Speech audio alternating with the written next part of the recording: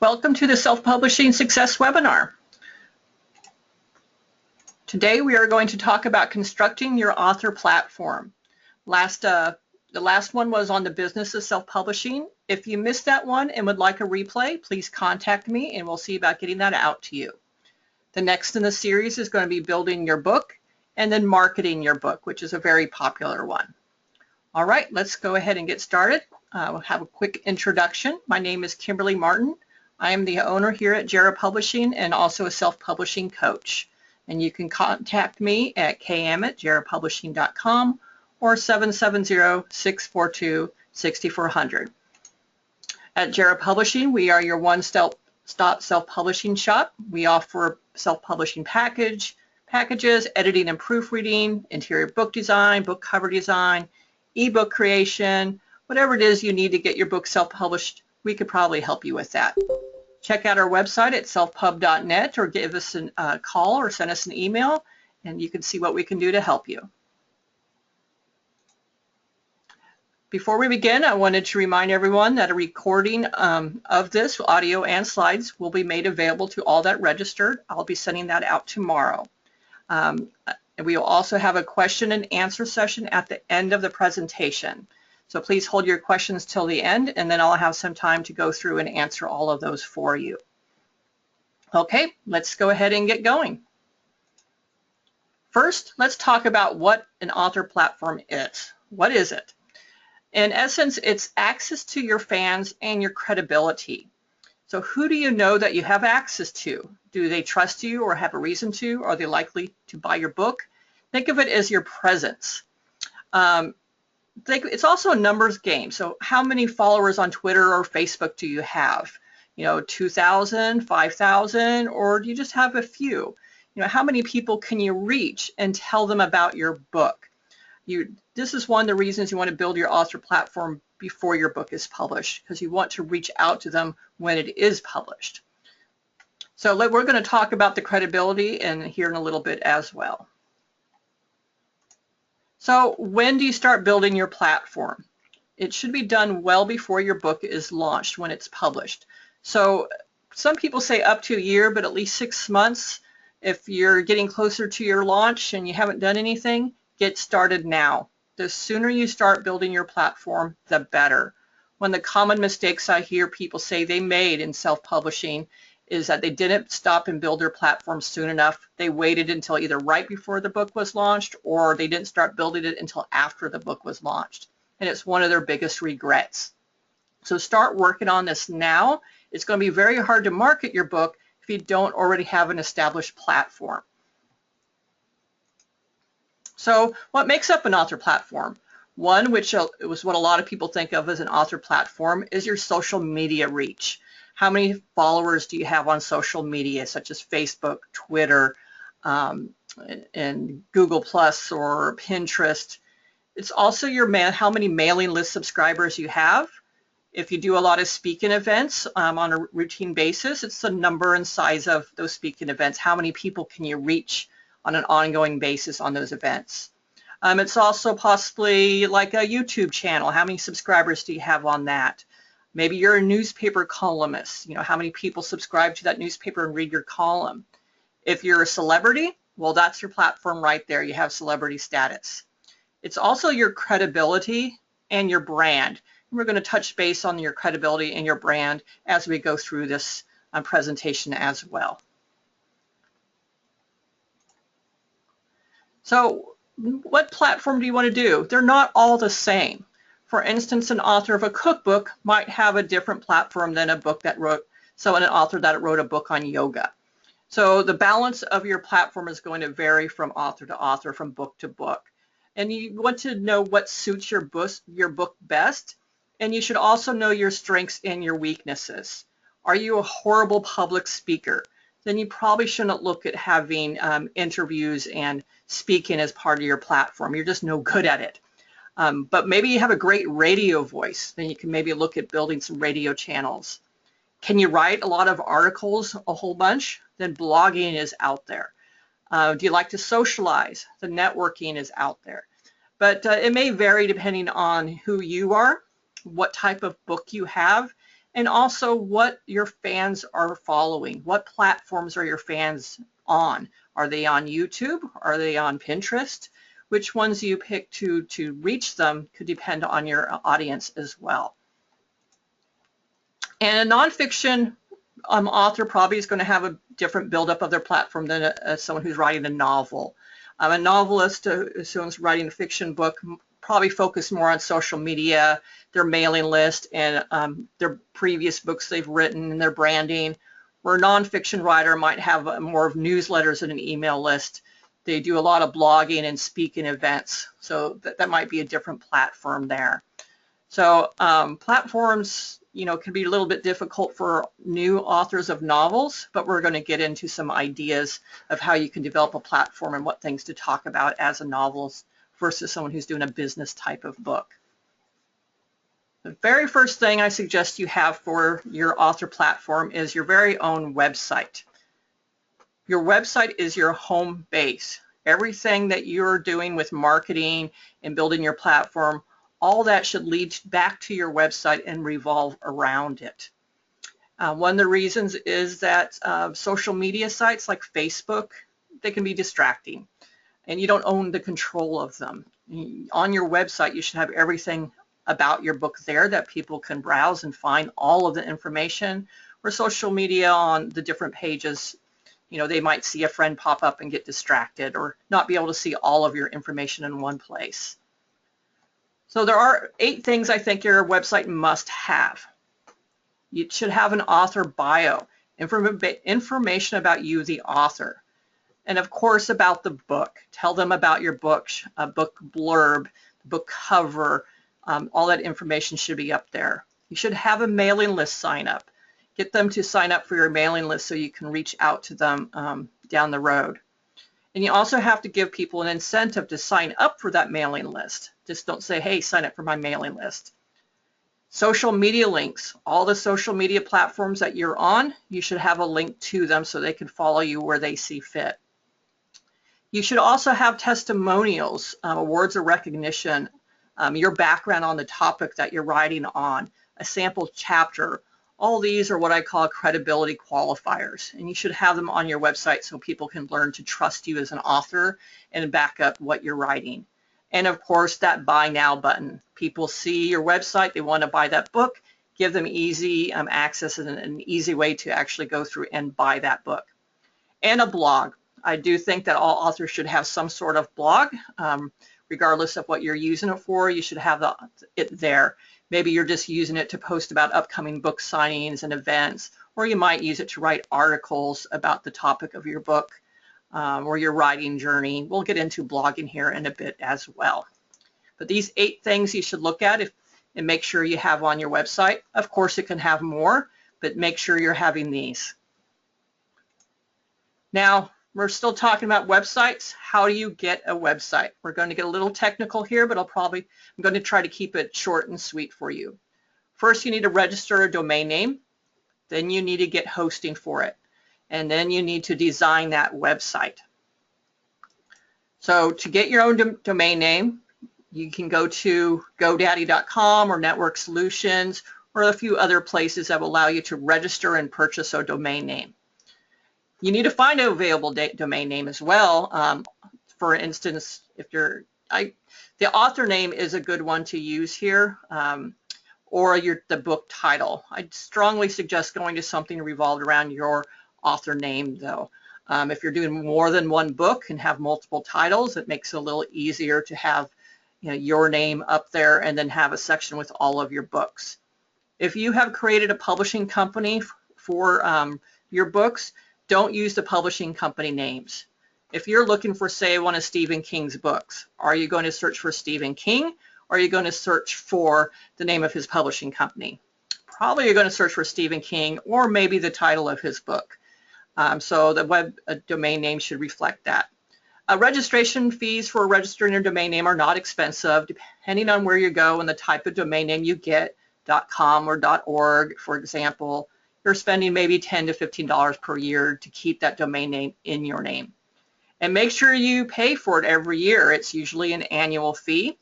You can set it up to auto renew. If you forget to pay for it, The domain name then goes into unpaid status. It's no longer registered to you, and someone else can pick it up and buy it. So make sure you keep it registered at all times. Website host. This is like a physical location for your website files. It's going to exist on a server somewhere, and a host is who hosts that website data for you, and then it links it to your domain name, so when someone brings up your domain name, all the relevant files are there for it to pull up. So GoDaddy is also a website host. Another one is Total Choice Hosting. There's also like Gator or HostGator is one, I think. Rackspace is another. I personally use Total Choice Hosting. I've used them for over 15 years. They're pretty good service, some basic packages. You can pay like either month to month or yearly. Typically you get a discount if you go and pay for a year at once. I would also look for, when you're looking at these different hosting companies, look for one that has a built-in blog such as WordPress. If they have it set up to that you can say install WordPress with one click, that makes it a lot easier for you if you don't know how to install things on servers and websites. Total Choice Hosting does have a WordPress blog built in that's easy to install. So next comes a tricky part that if you're not really technical, you may need to get some help with this. Once you get a domain name registered and you find a host, you're going to have to link the domain name to the hosting company. That involves you logging into, say, GoDaddy.com and then updating the name servers. Your hosting company will tell you what you need to change. And it is fairly simple, but if that confuses you at all, you may need to get some help with that. Okay, so now you got the website domain name registered and you have it hosted on a server. Next, you have to design it. You have a few options. You can hire a website designer to take care of everything for you. Can be a little expensive. And then if you need to do work down the road, you're going to have to find them again and they're going to have to do more work for you. There's a few places that you can use an online site creator wizard. You create an account and it just kind of pick a template and then enter your text and manipulate it online. Or you can learn how to design websites on your own if you feel the urge. But the one I'm going to talk about here is the one a lot of authors and small businesses use, and that's using a CMS, which is a content management system. And basically it makes it easy for you to build a website without having to know HTML or website design. And it allows you to easily create new pages and edit the content. Very simple to use for someone who's not a designer or not very technically savvy. So that's what we're going to focus on for this. And there are a few different CMS systems. The one we're going to focus on is WordPress. I'm sure you've heard that name before, and a lot of people do use that. And most of the websites on the web right now do use WordPress to control everything. So we're going to focus our discussion here on WordPress. So WordPress as a content management system. WordPress is not just for your blog. WordPress can handle your entire website, from the author page, the contact page, to maybe a photo gallery, to your home page. Every single page on your website can be managed by WordPress. So you don't have to know how to design a website. It can do everything for you, and it's pretty simple to do. So how do you install WordPress? There are two different methods depending on what's available at the web host that you selected. If they don't have a built-in quick and easy install of WordPress, you're going to have to go to wordpress.org, download the files and then upload them to your website, and then go to the URL that WordPress tells you and run the install and follow instructions. It can get pretty overwhelming if you don't know how to do these types of things. If you do have a website host that has WordPress ready to go, you can just log into your website's control panel. They will have an area that says, hey, install WordPress. You click on a button and follow a couple instructions. It'll ask you things like what's the name of your blog, and create a username and a password. And very simple, just answer the question types of things. It's very easy. And then once you get it installed, now you kind of have to customize it to meet your needs. Luckily, WordPress has a lot of free design themes that you can choose from. There are thousands of them out there for you to pick from. What you would do is browse through the themes, pick one that you like the way it looks and install it. And then they make it very easy to go in and change the graphics that are used. So if you want to change the text and the graphics differently than what the template shows, it's very simple to do and follow along. If you're interested in learning more about WordPress, there's tons of tutorials online and books written about it. And WordPress itself has a lot of self-help type of things. It is very easy to use for those that are not very technical savvy or don't have much design experience. So I do suggest WordPress to manage your website as well as your blog. Let's talk about blogging. I mentioned that I do think all authors should be blogging, so we're going to talk about why. One, it makes you more credible as an author. By writing articles and information, you're demonstrating that you know what you're talking about. It demonstrates and shows off your writing style. If you're writing a nonfiction book, you might be writing articles about your topic, and it shows that, hey, I know this stuff. It also establishes a brand. So your writing style is part of a brand, and the layout of your blog and how you design it also kind of is a brand establishment. It builds relationships. Blog people that read your blog can comment on your post, and you can start conversations with them. So that provides value to your readers and your fans. It also gets a way for people to find you. They might stumble across your blog when they're looking for content in Google or something, they might find it. So people who like your blog and they know what they see, they might come back and read more. They're probably going to follow you on your other platforms and talk about you and share your content. So it's nice to have a good active blog. It also creates content. So articles you post here, you can use in your email newsletter, on your social media, and you might even reuse some of the articles that you've written in future books. So blogging is definitely something you want to consider doing as an author. Keeps your website fresh as well. If you create a web page that doesn't change ever, doesn't give anybody a reason to come back. But if you're creating fresh content on a regular basis on your blog, your fans are going to come back and reconnect with you often instead of just visiting your website one time. So what do you blog about? You want to blog about specific topics. This is especially true for nonfiction writers. You might say, well, I write about health, but you want to get a little bit specific. What type of health? What's your area of expertise? What theme does your book have? So pick something that's more, unique instead of a wide range. You'll be able to target very specific audiences if you create a unique type of topic that you're going to talk about. And I want to talk about an easier way to come up with ideas to write blog articles. Again, this works really good if you're a nonfiction writer. I call it the 12 ways, steps, or tips method. Come up with something, the 12 ways to, or 12 steps to, or 12 tips on, and that's related to your book. And then write out a brief thing about what are your tips, bullet point it. So 12 ways to stay healthy at the office. And one of the ways you can do that might be quick and healthy lunches to bring to the office.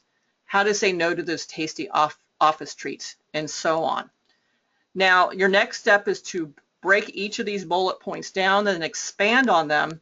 So your quick and healthy lunches to bring to the office is expanded to be one article. And then each of these bullet points you write an article for. It does not have to be an extremely long article. It can be short and sweet. But once you do that, suddenly you have 12 articles and you can post one article a month to your blog. You've got a year's worth of major content here. Now, you may want to have smaller posts that you make through in the month as well to have more, or maybe you do this a couple times and you have 2 articles you can post each month and share. So this is a good way to come up with some ideas and to expand them out on. Now, I mentioned those that would work great for nonfiction authors, but what about a fiction author? it's a little bit harder to come up with, well, what do I talk about? I'm just writing a novel. The main thing is you want to provide value to the reader. So the writing journey blogs, you know, this is what I'm writing on, or this is how I became an author, and this is what I'm struggling on. Avoid writing too much of that in the beginning. Once you gain a lot of fans, they may be more interested in that, but as you're starting out, that might not get you new fans. So you can do things such as review other books in your genre. If you have a few book reviews of popular books out there, somebody searching on Google for that other book may stumble across your blog and then also see that you wrote a blog that's in the genre they like. You may gain a fan. So also interview other authors. Other self-publishing authors would love to be interviewed. So pick some that are in your genre, interview them, post it on your blog. They will most likely share that blog post on their blog and in their social media. So you may pick up on some of their fans. Finding relevant topics is a little tough. What do you talk about and focus on your blog? Look at the topic in your books. Maybe there's bully in your book that is one of the main characters. You might want to talk about bullying. Is there abuse in there? Is there horses? Is there high-tech stuff going on? So find a valid theme that you can write about. People that are finding your blog about those topics and your book is on that topic is probably going to be interested in reading it. One thing I think is kind of fun I've seen is authors who pretend and act out as one of the characters in their book and write on the blog as that character. So they're portraying the character as the author of the blog. Makes it a little bit interesting, and it can really get people interested in your book. So those are a few things that you can blog about, giving you some ideas. Next, we're going to talk about mailing lists. Mailing lists are very powerful to you as an author. A lot of authors that are new to this don't really realize this, but this is something that you should definitely have. I would suggest mailing lists over social media. Here are some reasons. By signing up for your mailing list, they are telling you that they are interested in your book, interested in you, or maybe if it's a nonfiction mailing list, interested in your products or services. They're also giving you permission to contact them directly in their email. So you have access to them right in their inbox that they probably check every day. They're looking in for email and they are giving you permission to access them there. You also control the list. You can take it with you if you switch platforms. You can't say take all your Facebook fans and turn them over to another social media platform. You have to gain them again. But here you have full control and ownership of your mailing list. And they're saying they trust you. By filling out that form online and giving you their name and email, they're saying, I trust you, that they're giving you, so don't blow it. Don't keep spamming them all the time or you're going to lose their trust. And one neat thing is allows you to track. If you're using a mailing list software, most of them will support some type of tracking. You can see which one of your mailing list subscribers opened one of your emails, what they clicked on, and you can even tie it in with some tracking software on your website and see if a certain email got clicked on by somebody and that they ended up buying your book. So there's a few things that you can do to really make a great use of the mailing list. So if you've got a website, you've got to go out there and put a mailing list sign up on it as soon as you can, well before your book is launched. If you have any kind of marketing in place before your book is launched, you have to have a mailing list on your website. Say somebody goes to your website. Great. Your book isn't released yet, but they're interested in it. They say, oh, I want to know when this book is released. They leave. They forget about it. You lost a sale. But if they go to your website and it's not for sale yet, but you have an email list that they know that if they sign up in there, they're going to learn about when the book is released. That's perfect. But you also want to give them incentive to subscribe other than just being notified about a book's release. So something like sign up to my mailing list or receive news and updates about my books, it's not very motivating for someone to sign up. Doesn't give them any incentive. But If you have a nonfiction book about healthy eating and you say, hey, sign up to my newsletter for healthy eating tips, and it'll get delivered to your inbox every week. Or you're doing a book on buying houses, hey, subscribe now and get my free house buying checklist. Or if you're doing a fiction book, sign up for my mailing list and get an exclusive short story about John. And of course, John is one of the characters in the book. Or you might give them a prequel, a little short story prequel. Or I've seen some people that do illustrated books hand out a digital copy of like maybe a signed illustration that wasn't in the book. So there's various things that you can do to get people to sign up. Give them something of value that's free that they can't get anywhere else from you. So it's not available for free anywhere else. They can only get access to it if they sign up to your newsletter. And make sure you don't spam and deliver on your promise. If you tell someone you're going to send healthy eating tips every week, you better do so. So mailing list and an incentive, you need to do that. There is some mailing list software you can do that will make all this very easy. MailChimp is used a lot by self-publishing authors. They have a free program that you can use. I use that for Jera Publishing. Constant Contact is another one, and Aweber. If you're not happy with MailChimp, there's a few other ones that you can check into. And it makes it very easy for you to add a sign-up form on your website if you're using WordPress. There is like a MailChimp plugin that you can download and install that will put a MailChimp sign-up on your website for you without too much work on your end. Okay, let's talk about social media platforms. There are many, many out there. Your goal is to figure out which one is right for you. And one way to think about that is, which platforms are your target market using?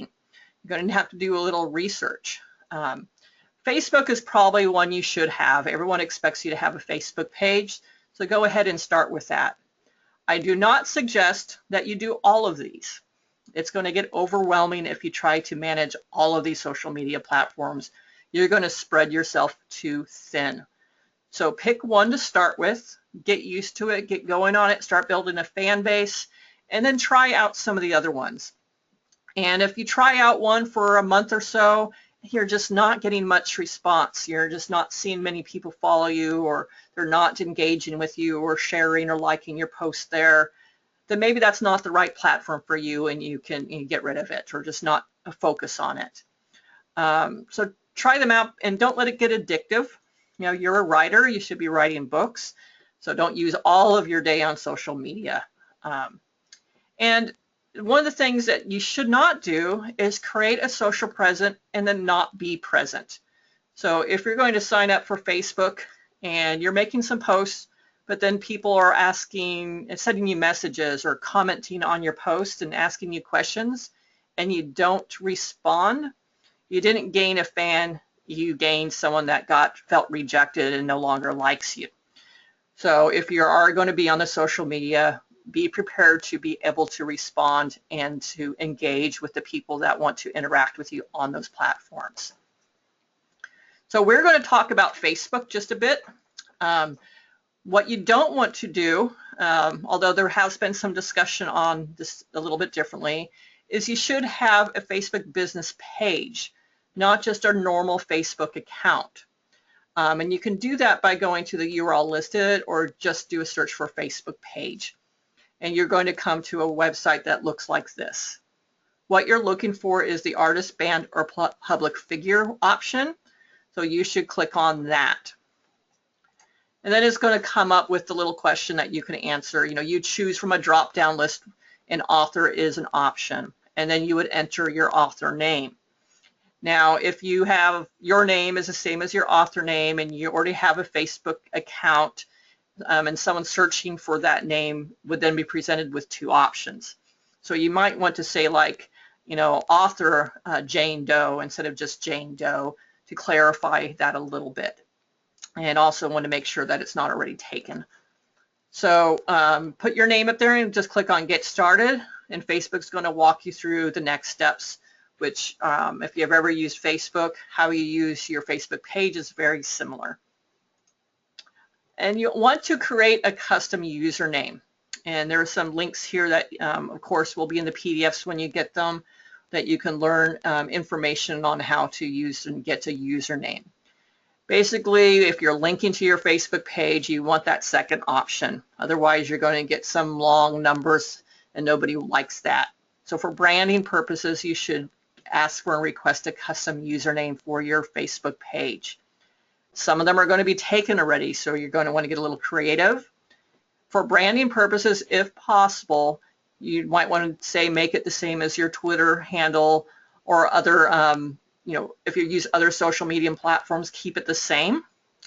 And you need to choose wisely, because if you change your mind later, they only allow you to change it one time, and then you're stuck with that name. You can't change it later. So this is more of a branding issue. Use the name, keep it something that's easy to remember. Now, for social media platforms, your goal on social media is to feed your website. If you have a blog post, you post it on your blog, then you go out and share that blog post on all of your social media platforms. You don't really want to give them the full article. You want to give them a taste, an introduction of the article, and then say read more, and then link to the blog article on your website. You want to get your Facebook followers and your Instagram followers and Twitter, you want to get them to your website, because on your website you're going to have all sorts of information for them. There's my cover, here's my newsletter sign up, and here's information about me, and here's my buy now button.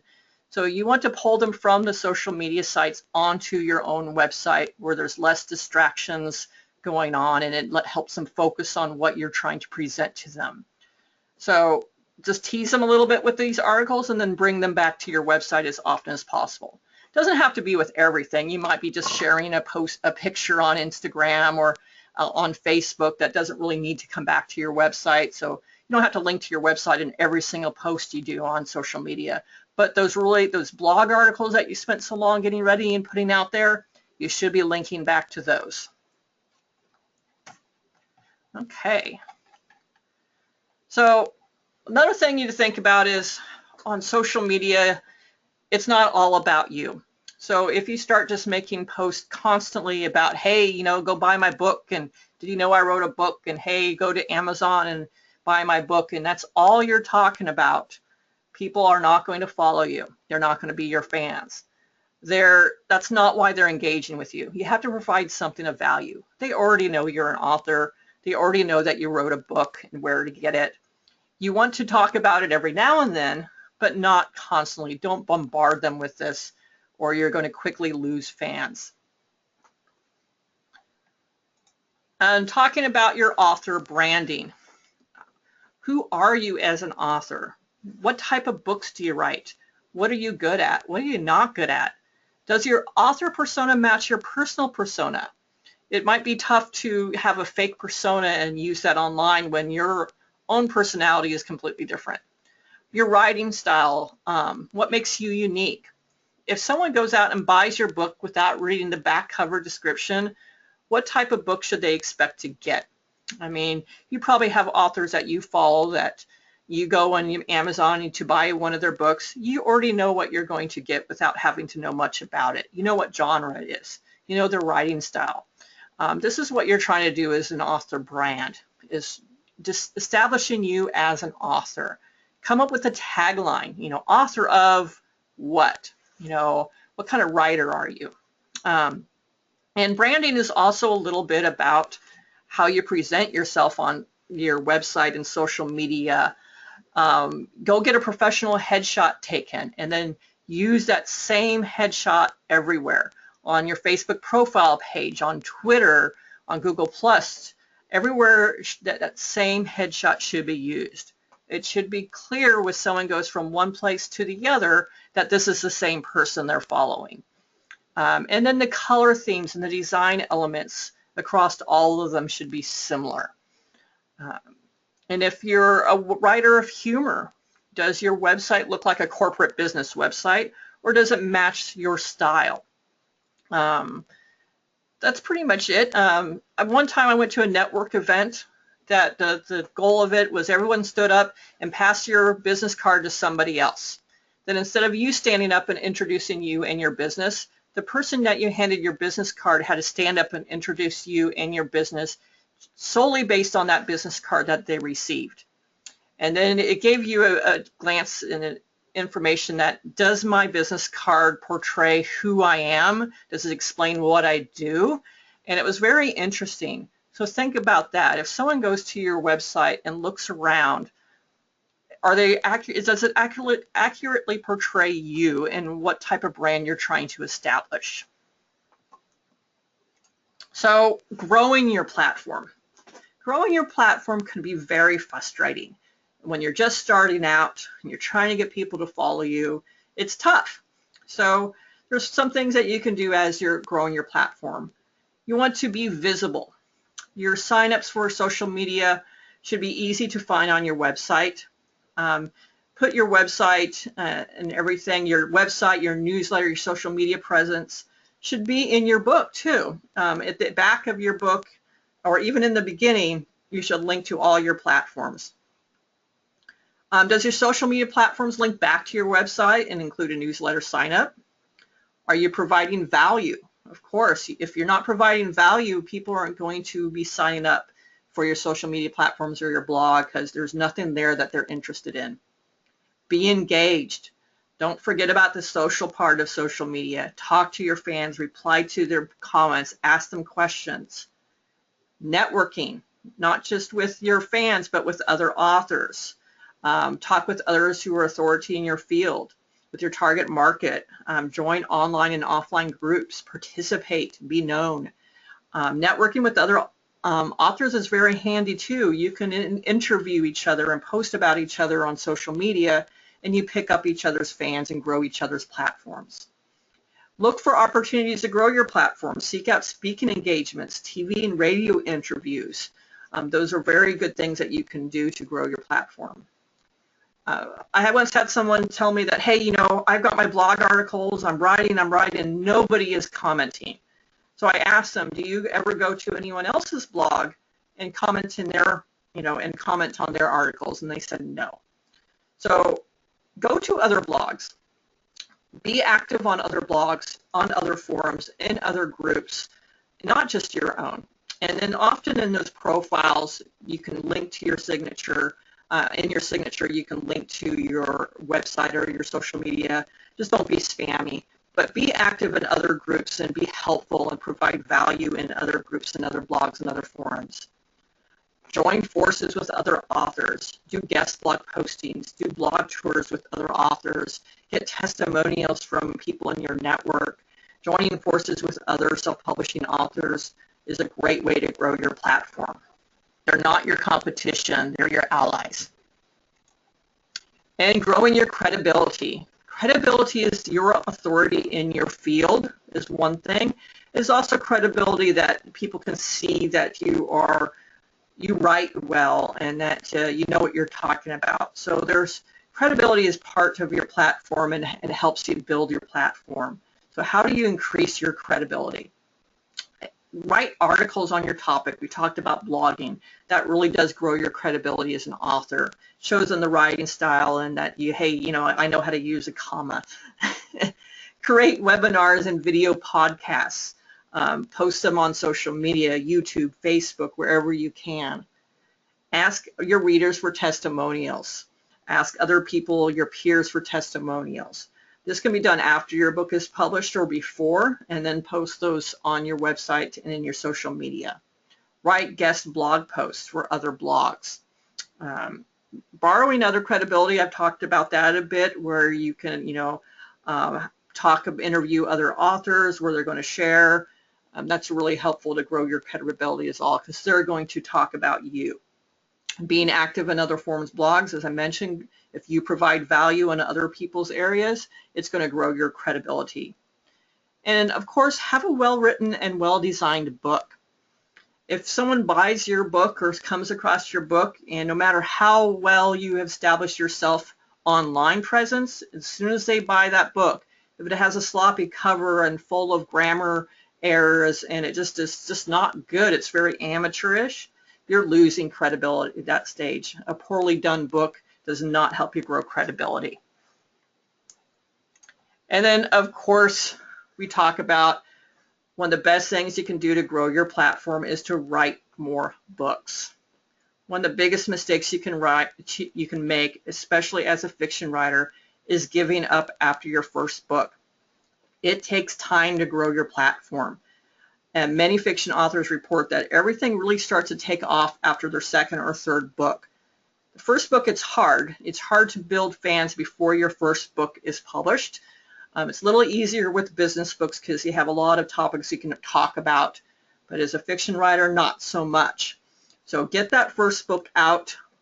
Start growing your platform. Get a second book out, not too much longer. I mean, try to maybe hold off on that first book, maybe even a little bit, until you know you can get a second book out within the same year. Otherwise, you might lose some momentum. So write more books, and that will definitely help you grow your platform. All right, that is the last slide. I'm going to open it up for questions at this time. If you have any, please type them out in the question. We do have 2 more parts of this series going on. Part 3 is this Friday, is building your book. And we're going to talk about, the act of physically building your book, the layout and design, even some of the editing, covers, ebooks. We're going to talk all about that. Some of it's technical, some of it's design based. Part 4 is marketing your book.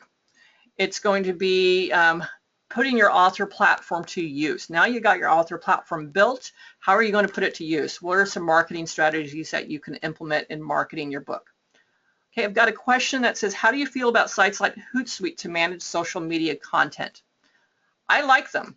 I have used them in the past. Facebook does have a built-in scheduler you can use for your posts, and I tend to use that on Facebook, and then use Hootsuite for things like Twitter and other social media. I've had some feedback, and I've experienced it myself, that using one of those social media content managers seems to have your post on Facebook not get seen as much. I don't know if that's changed recently. I'll have to try it out. But I definitely use Facebook's scheduler to schedule out all of my Facebook posts. I've got the next month and a half already scheduled on Facebook to go out every day. But Hootsuite is definitely handy to manage that. What Hootsuite is, if people don't know, is it allows you to create an account and link up all your social media. Then you can plan using Hootsuite in that software. You can write up some Twitter posts and some Facebook posts and other posts for other social media sites and schedule them. This is going to go out on Monday. This is going to go out on Tuesday at noon. This is going to go out Thursday. You can schedule everything in advance and then sit back and it does it automatically. It's a huge time saver. So if you're busy for a couple days and you can't manage to get to social media, you don't have to worry because everything is being posted for you automatically. So I usually spend 1 day a week scheduling out all my social media for the next month, and then I don't have to worry about it. Of course, I will go and share stuff on Facebook and comment and do some Twitter outside of my schedule, but I don't have to worry about it if I get really busy and bogged down and can't get to it. So yes, I do recommend doing that. Okay, I hope that answered your question. I'm going to see if there's any more. Again, visit us on our website. You can take a look at our services and how we can help you. If you have questions later, send me an email. I will be sending out this recording tomorrow and also a PDF of the slides.